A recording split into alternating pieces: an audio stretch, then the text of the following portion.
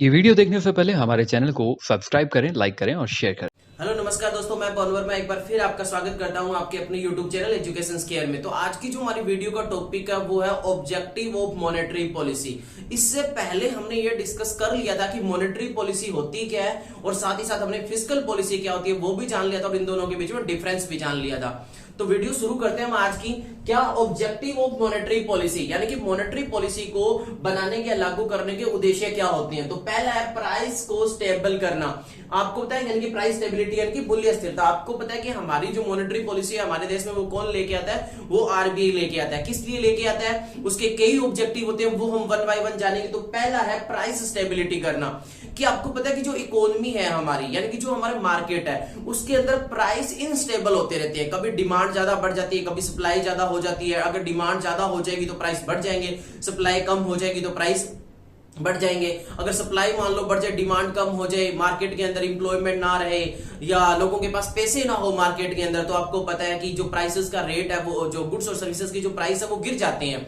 तो ये होता है कि मार्केट हमारा इनस्टेबल रहता है। तो उस मार्केट के अंदर स्टेबिलिटी लाना मॉनेटरी पॉलिसी का एक मेन ऑब्जेक्टिव में से एक ऑब्जेक्टिव होता है। तो वो इसके थ्रू क्या करते हैं, प्राइस को स्टेबल करती है। क्योंकि जितना हमारा प्राइस स्टेबल रहेगा गुड्स और सर्विसेज का हमारी इकोनॉमी में, मार्केट में, उतनी हमारी इकोनॉमी की ग्रोथ अच्छे से हो पाएगी, हमारी इकोनॉमी अच्छे से चल पाएगी और जो इनइक्वालिटी है जो इनकम की वो थोड़ी कम हो जाएगी।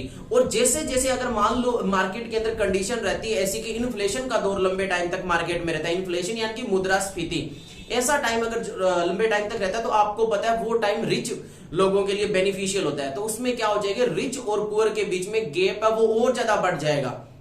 तो ऐसे क्या हो जाएगा, इनइक्वालिटी और ज्यादा क्रिएट हो जाएगी। तो इसीलिए मॉनेटरी पॉलिसी का पर्पज होता है कि जो प्राइस है उनको स्टेबल किया जाए ताकि हर एक बंदे के बीच में इक्वालिटी लेके आ सके। रिच और पुअर के बीच में जो इनइक्वालिटी है उसको कुछ हद तक कम किया जा सके। तो देखो भाई, price stability refer to check excessive increase और decrease in general price level. की प्राइस जो स्टेबिलिटी है वो रेफर करती है चेक करना, किसको चेक करना, कि जो इंक्रीज और डिक्रीज हो रहा है जनरल प्राइस लेवल उसको। और साथ ही साथ क्या करता है, ये स्टेबलाइज करती है प्राइस को, जिससे हेल्प मिलती है हमारी इकोनॉमी को प्रमोट करने में। इकोनॉमी में क्या प्रमोट करने में, स्टेबिलिटी लाने में। स्टेबिलिटी का मतलब स्थिरता लाने में हमारी इकोनॉमी में। और साथ ही साथ इसमें इक्विटेबल डिस्ट्रीब्यूशन होता है इनकम का और रिड्यूस होता है इकोनॉमिक इनइक्वालिटी। ये मैंने आपको बता दिया कि जो इकोनॉमिक इनइक्वालिटी है वो दूर होती है। क्यों? क्योंकि जैसे इन्फ्लेशन का टाइम होता है वो रिच का ज्यादा टाइम होता है। डिफ्लेशन तो हालांकि होता ही टाइम बुरा है हर एक के लिए, लेकिन इन्फ्लेशन अगर लंबे टाइम तक रहता है ना तो उसमें गरीब लोग और ज्यादा गरीब हो जाएंगे और अमीर ज्यादा और अमीर हो जाएंगे। ठीक है।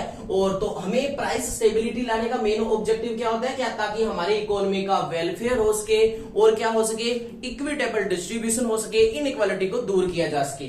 सेकंड देखो, फुल एम्प्लॉयमेंट। फुल एम्प्लॉयमेंट का मतलब क्या होता है, पूर्ण रोजगार दिलाना। कि हमारी मॉनेटरी पॉलिसी का एक ऑब्जेक्टिव ये भी होता है भाई कि हमें एम्प्लॉयमेंट जनरेट करना। आपको पता है ये आरबीआई अपनी मॉनेटरी पॉलिसी उसी हिसाब से लेके आता है जिस हिसाब से हमारी इकोनॉमी, हमारे मार्केट की कंडीशन है। अगर हमारी इकोनॉमी, हमारे मार्केट के अंदर इंप्लॉयमेंट नहीं है, लोगों को काम कम मिल रहा है, तो फिर मॉनेटरी पॉलिसी भी उसी हिसाब से लेके आएंगे ताकि लोगों के लिए ज्यादा से ज्यादा काम मिले। तो इसमें जो जेएम कीस ने उन्होंने बताया कि attainment of full employment should be the objective of monetary policy. की मॉनेटरी पॉलिसी का ऑब्जेक्टिव होना चाहिए फुल एम्प्लॉयमेंट दिलवाना लोगों को, यानी कि पूर्ण रोजगार दिलाना, कोई लोग बेरोजगार नहीं रहे।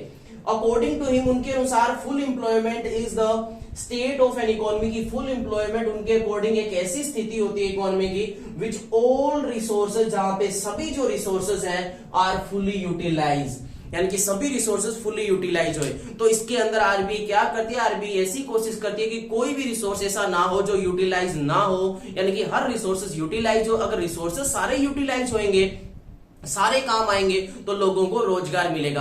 अब इनके थ्रू ना आरबीआई होता है वो मॉनेटरी पॉलिसी लागू करते हैं, तो उसमें कई टूल्स यूज करते हैं वो, जिनके हम आगे डिस्कस करेंगे, जैसे ओपन मार्केट की नीति वगैरह। अगर उनको लगता है, आरबीआई को लगता है कि भाई मार्केट के अंदर है ना लोगों के पास काम धंधा नहीं है, लोग बेरोजगार रह रहे हैं, तो आरबीआई क्या कर देगी, जो इंटरेस्ट की रेट है वो ज्यादा कर देगी, इंटरेस्ट की रेट कम कर देगी। सॉरी, इंटरेस्ट की रेट कम करना कैसे, जब कमर्शियल बैंक जब लोन लेगा किससे, आरबीआई से, तो वो आरबीआई कमर्शियल बैंक को इंटरेस्ट कम चार्ज देगा, मतलब इंटरेस्ट की रेट कम लगाएगा, तो कमर्शियल बैंक को लोन आसानी से मिल जाएगा, सस्ता मिल जाएगा। तो फिर कमर्शियल बैंक आगे जब लोगों को लोन देंगे ना, तो वो भी कम इंटरेस्ट चार्ज करके देंगे। अगर कम इंटरेस्ट चार्ज करके देंगे तो ज्यादा से ज्यादा लोग लेने की कोशिश करेंगे लोन, और ज्यादा से ज्यादा लोग लोन लेंगे तो वो अपना काम शुरू कर सकते हैं। तो इस तरह से वो फुल एम्प्लॉयमेंट क्रिएट करता है। इसके अलावा आपको पता है, जो गवर्नमेंट की सिक्योरिटीज और बॉन्ड होती हैं, उनको भी वो मार्केट में बेचना और खरीदने का काम करता है अकॉर्डिंग टू कंडीशन। अगर उन्हें लगता है कि भी मार्केट के अंदर लोगों के पास पैसा नहीं है, लोग बेरोजगार रह रहे हैं, तो मार्केट के अंदर जिन लोगों के पास, या जो हमारा कमर्शियल बैंक है उनके पास जो सिक्योरिटी और जो बॉन्ड्स है ना, उनको खरीदना शुरू कर लेता है। उनको खरीदेगा तो वहां मार्केट में क्या आ जाएंगे, पैसे आ जाएंगे। और ऐसा ही अगर लगता है कि मार्केट के अंदर एक्सेस पैसे, बहुत ज्यादा मनी आ रखी है, तो उनको बेचना शुरू कर देगा, जिनके बारे में हम अच्छे से चर्चा करेंगे आगे। तो इस तरह से ये क्या करता है, फुल एम्प्लॉयमेंट भी एक उसका उद्देश्य होता है हमारे आरबीआई का, मॉनेटरी पॉलिसी जब ये लागू करता है तो उसमें। नेक्स्ट अभी इकोनॉमिक ग्रोथ, यानी कि आर्थिक विकास करना। अब ये तो होएगा ही होएगा मॉनेटरी पॉलिसी का एम। तो achieving a high rate of economic growth, की एक अच्छी हाई रेट इकोनॉमिक ग्रोथ प्राप्त करना has emerged as the main objective of monetary policy. कहते हैं मॉनेटरी पॉलिसी का एक बहुत अहम उद्देश्य होता है। क्या अहम उद्देश्य होता है, कि हाई रेट से हमारी इकोनॉमी का ग्रोथ हो। हमारी इकोनॉमी मतलब हमारी जो अर्थव्यवस्था है उसका तेज गति से विकास हो, ये हमारी मौद्रिक नीति का एक उद्देश्य होता है। मॉनेटरी पॉलिसी को हिंदी में मौद्रिक नीति बोलते हैं, आपको पता है। देखो, economic growth means, economic growth का मतलब होता है the increase in the real national income. Economic growth का मतलब क्या, कि बंदों की जो एक देश के निवासी है उनकी रियल इनकम बढ़े, पर कैपिटा भी बढ़े of the country over a period of time, एक पीरियड ऑफ टाइम के अंदर। The rate of economic growth determines the rate at which the real standard of living in a country increase. अब कहते हैं जो economic growth, हमें पता कैसे चलेगा कि हमारी कंट्री की इकोनॉमिक ग्रोथ कितनी तेज गति से हो रही है, किस रेट से हो रही है। तो वो कहते हैं हमें पता चलेगा कि जिस रेट से हमारे जो लोग है ना, उनका रियल जो लिविंग स्टैंडर्ड है वो कितना बढ़ रहा है, उससे हमें पता चल जाएगा कि एक कंट्री का इकोनॉमिक ग्रोथ हो रहा है। लिविंग स्टैंडर्ड आपको पता है, अगर इकोनॉमिक ग्रोथ कैसे पता चलेगा भाई, आज मान लो मैं जाता हूं, मैं काम करने जाता हूं कहीं, तो मैं साइकिल लेके जा रहा हूं क्योंकि मेरी इनकम कम है।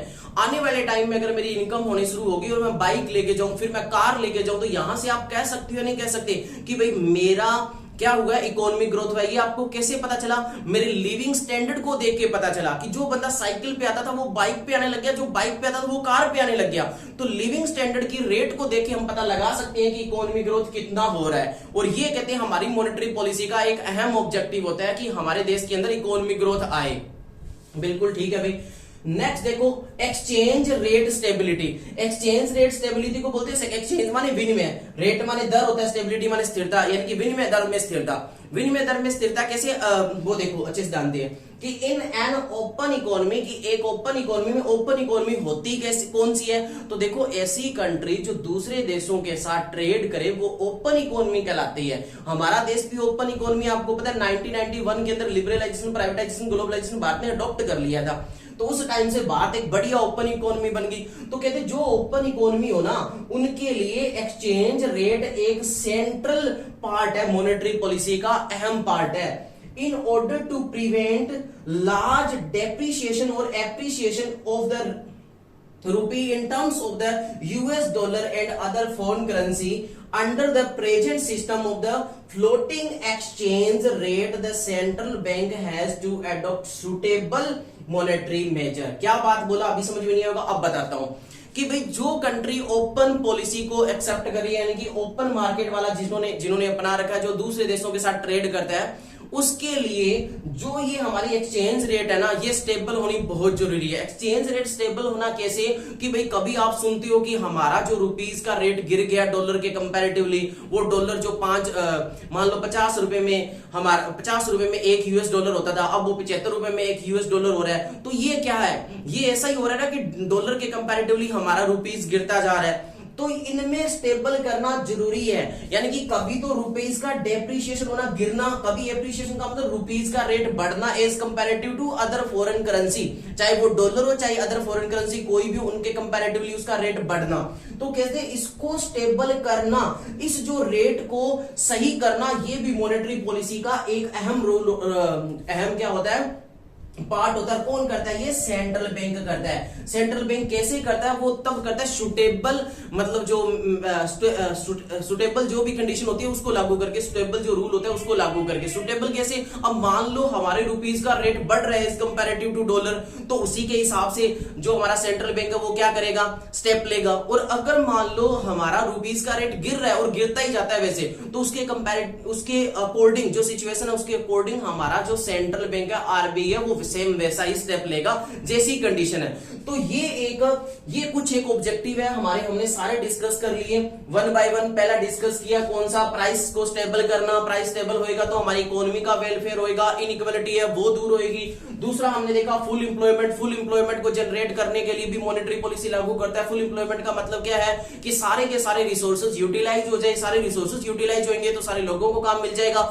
वो कैसे कैसे करता है हमने देख लिया। उसके बाद हमने देखा इकोनॉमिक ग्रोथ भी किसी भी मॉनेटरी पॉलिसी का एक जरूरी होता है, इकोनॉमिक ग्रोथ होना। इकोनॉमिक ग्रोथ का पता कैसे चलता है? लोगों के लिविंग स्टैंडर्ड से। अगर लोगों का लिविंग स्टैंडर्ड बढ़ रहा है तो इसका मतलब है हमें पता चल रहा है इकोनॉमिक ग्रोथ हो रही है। तो ये मॉनेटरी पॉलिसी का एक अहम भाग होता है, एक अहम ऑब्जेक्टिव होता है। उसके बाद लास्ट हमने देखा एक्सचेंज रेट को स्टेबल करना, कि फॉरेन के जो कंपैरेटिव, जो डॉलर के कंपैरेटिवली हमारे रुपीज है उसको एक स्टेबल करना, ताकि बार देखो उतार चढ़ाव होता है ना बार बार, तो जो सट्टे की जो क्रिया है बाजार में वो ज्यादा बढ़ जाती है, सट्टा ज्यादा बढ़ जाता है। साथ में एक इकोनॉमिक ग्रोथ हो नहीं पाती, हमारा जो इंटरनेशनल ट्रेड है वो एक अच्छी लेवल तक नहीं हो पाता, क्योंकि डर लगता है जो हमारे जो होते हैं ना ट्रेडर, जो इंटरनेशनल ट्रेड से जुड़े होते हैं, उनको डर लगता है कि भाई हम गुड्स खरीद रहे हैं, हम गुड्स बेच रहे हैं, कल को रेट गिर गया बढ़ गया तो इसलिए उसको स्टेबल करना भी एक इंपॉर्टेंट काम होता है मॉनेटरी पॉलिसी के थ्रू, जो कौन करता है? सेंट्रल बैंक करता है, अकॉर्डिंग टू कंडीशन देख के। तो आई होप सारी वीडियो में जो जितने हमने पॉइंट डिस्कस किए, 4 मेन इंपॉर्टेंट पॉइंट डिस्कस किए ऑब्जेक्टिव पे, वो समझ में आ गए होंगे। मिलते हैं एक नई वीडियो में नई टॉपिक के साथ। जय हिंद जय भारत।